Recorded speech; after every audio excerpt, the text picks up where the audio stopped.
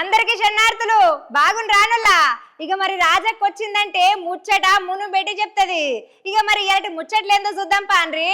అవునుల్లా, ఇప్పటి పోరలు చెవుల ear phones పెట్టుకుంటారంటే కథం పానం పోతుందా, పక్క పొంటి ఇల్లు ఊలుతుందా, లేకపోతే కాలుతుందా, ఏది సోయి ఉండదు. తినేటప్పుడు పోనే, బండ్లు నడిపేటప్పుడు పోనే, రోడ్డు మీద పోతప్పుడు ఫోన్లీనుడే. ఇరాం లేకుండా రెండు చెవులు ఇచ్చిందే ఇయర్ ఫోన్స్ పెట్టుకొని ఇంటందుకు అన్నట్టుగా ఆగోగ అట్లనే చేస్తున్నారు. మరి పక్క పొంటి ఇల్లు ఆరొస్తున్నదా, బస్సు వస్తున్నదా, ఎలుగొడ్డు వస్తుందా, ఏదొచ్చినా సోయి లేదు. పక్కకున్న ఎంతొరినా గానీ వినబడదు. ఏదో పెద్ద ఇంద్రలోకంలోకి వెళ్ళి దిగొచ్చినట్టు గా పాటల మత్తులో తలకాయ ఊపుకుంటా హీరోని ఊహించుకుంటా ఊగిపోతున్నారు. ఇక మరి ఏమైందో చూడరాదుర్రి. మనోళ్ళు కొంతమంది గిట్ల గాలికి తిరుగుకుంటా రిషికేశ్కు పోయినరు ఎంజాయ్ చేస్తానని. షాంపూర్ హాత్ ఏరియాల గిట్ల రోడ్ల మీద ఇష్టాలుగా నడుచుకుంటా పోతుంటే పక్క పొంటున్న ఆవులు బాగా రుస్తున్నాయి. ఒరే తమ్మి, ఇక అటు దిక్కు పోకుండ్రి, అటు పోతిరా మీ పని అయిపోయినట్టే అని హింట్ ఇచ్చినాయి అన్నట్టు పశువులు. కానీ మన పోరగాన్ల సోయి ఉన్నదా చెప్పుండ్రి. చెవుల ఇయర్ ఫోన్లు పెట్టుకొని లోకాన్నే మర్చిపోతారు. అటు ఇటు తలకాయలు ఊపుకుంటా హీరో లెక్క ఫీల్ అవుతారు. ఇక ముందల కడి చేస్తే ఏమున్నదంటే సాక్షాత్తు ఒక పెద్ద ఎలుగుబంటి వీళ్లకు ఎదురయ్యిందన్నట్టు. ఇక ఎలుగొడ్డు ఎదురయ్యిందో లేదో మనోళ్లకు సల్ల చెమటలు పుట్టినాయి. అప్పటిదనుకున్న హీరో ఎటు ఎగిరిపోయిండో ఏం కథనో, వెనకకి తిరిగి చూసుకోకుండా ఎవ్వరు ఎటు ఉరుకుతున్నారో ఏం కథనో చూసుకోకుండా ఒక్కటే పరుగు పెట్టిండ్రు అన్నట్టు. ఇక వీళ్ళ పరుగు కింద ఉసైన్ బోల్ట్ కూడా పనికిరాడుల్లా. అరే నాయనా, ఆ మూగజీవాలు పసిగట్టి ముందే చెప్తే ఇనకపోతిరి, తీరా అది ఎదురుగొచ్చి గుర్రుమన్నదనక చూసుకోకపోతిరి. ఇక పానలు అరిచేతిలో పెట్టుకొని అలికిడి కాకుండా పరుగులు పెట్టిండ్రు. ఆ అదృష్టం బాగుంది కానీ లేకుంటే ఏమైతుండే నుల్లా. గా ఎలుగుబంటికి గీళ్ళ మీద అంత ఇంట్రెస్ట్ లేనట్టున్నదులా. లేకుంటే ఇలా కథ ఎట్టుంటుండే చెప్పుండ్రి. గందు గురించి అంటారులా పెద్దోళ్ళు. ముందల పోయేటోనికి బుద్ధి ఉండాలి, వెనకంగొచ్చే పసరాలకు సోయి ఉండాలని. కానీ ఈడ పసరాలకు సోయి ఉన్నది, కానీ మన పోరగాన్లకే బుద్ధి గడ్డి తిన్నది. ఇక మరికి ఇప్పుడు ఈ రన్నింగ్ వీడియో సోషల్ మీడియాలో బాగా వైరల్ అవుతున్నదిలా. ఇక చూసిన వాళ్ళంతా అరే పోరగాన్లు ఈ రన్నింగ్ రేస్ ఏదో స్కూళ్ళల్లో చేసి ఉంటే మస్తు పెద్ద ప్రైజ్ వస్తుండే కదరా అని కామెంట్లు పెడుతున్నారు.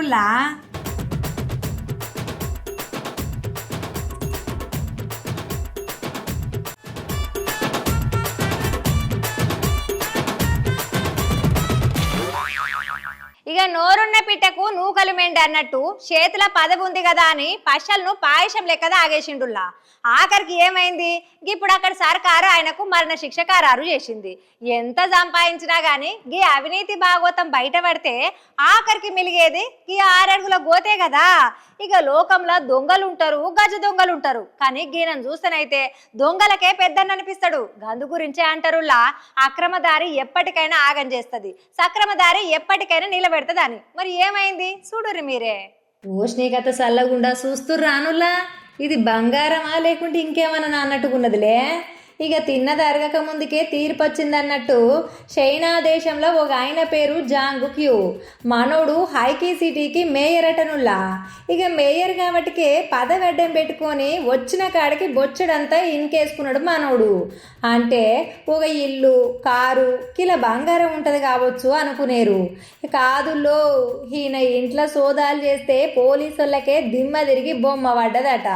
ఉష్ణీకత సల్లగుండా అయ్యగారింట్ల 13.5 టన్నుల బంగారం దొరికిందట. ఇక పైసల ముచ్చటకొస్తే 23 టన్నుల నగదున్నదంట. అంటే పైసలను లెక్క పెట్టలేక తక్కడ్ల పెట్టి తూకం వేసిర్రు అన్నట్టు. ఇక విదేశాలల్లా మేడలు, మిద్దెలు, లగ్జరీ కార్ల సంగతి ఇక అవి చెప్పనక్కరే లేదనుకో రాదుండ్రి. గంత బంగారం ఇంట్లో పెట్టుకొని రేపు సావక తప్పదని తెలిసి కూడా గింత ఆశ ఎందుకో ఏమోపా. ఇక కథ కంచికి మనం ఇంటికి.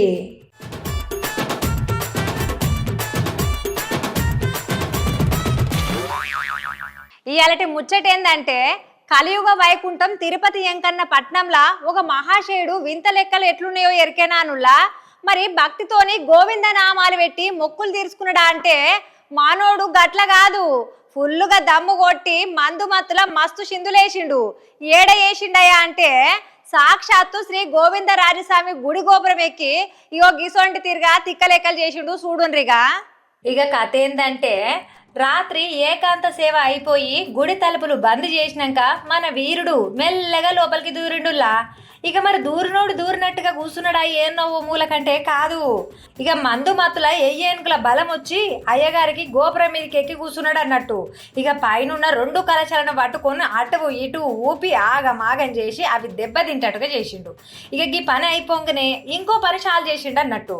ఇక నాకు ఇప్పుడు అర్జెంటుగా 90 మంది ఇప్పిస్తేనే కిందకి దిగుతా, లేకుంటే ఈయన్నే కూర్చుంటా అని మొండికేసిండు.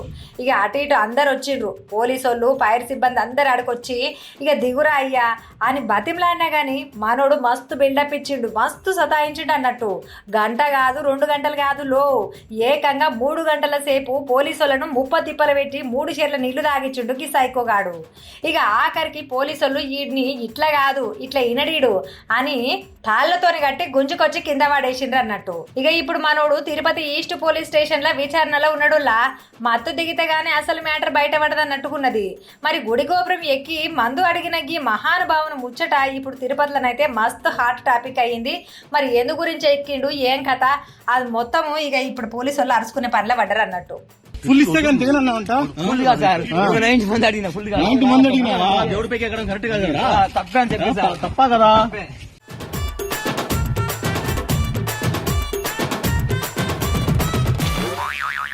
అవునుల్లా, మనం బస్సు ఎక్కితే ఏం చేస్తాము? టికెట్ తీసుకున్నామా, సీటు దొరికిందా, మన టేజ్ ఎప్పుడు వస్తుందా అని చూసుకుంటా కూర్చుంటాము. ఇక టేజ్ వచ్చిందనక ఫోన్ ఒత్తుకుంటానో లేకుంటే ఫోన్ మాట్లాడుకుంటానో కూర్చుంటాము. కానీ ఈ బస్సు లాగినే ఇక కండక్టర్ ఇచ్చిన టికెట్ తీసుకొని పక్కకు జరిగి కూర్చోకుండా మెల్లగా పెన్సిల్ తీసి కండక్టర్ మేడం ముఖము పేపర్ మీద అచ్చు కొట్టినట్టుగానే దింపిండు లాగిన. ఇక కండక్టర్ మేడంకు గా బొమ్మ చూపియంగానే హుష్ని గిది నా బొమ్మనేనా, నన్నే దింపినవా, ఎంత మస్తుగుంది బొమ్మ అని అప్పటిదనక సీరియస్గా ఉన్న కండక్టరు అటు ఇటు తిరుగుకుంటా అందరికి టికెట్లు కొడుతున్న కండక్టర్ అమ్మ ఆ మస్తు సంబూరపడ్డదుల్లా. మరి మేడం గారు గా బొమ్మను పట్టుకొని బస్సు అంతా తిరుగుకుంటా చూడుండ్రి నా బొమ్మ ఎట్లున్నదో అని బస్సు ఎక్కిన వాళ్ళు అందరికీ చూపెట్టసాగింది. ఇక గది చూసినా బస్సులు ఎక్కిన వాళ్ళు సుత జబర్దస్తున్నది అని తారీఫ్ చేసిండ్రులా.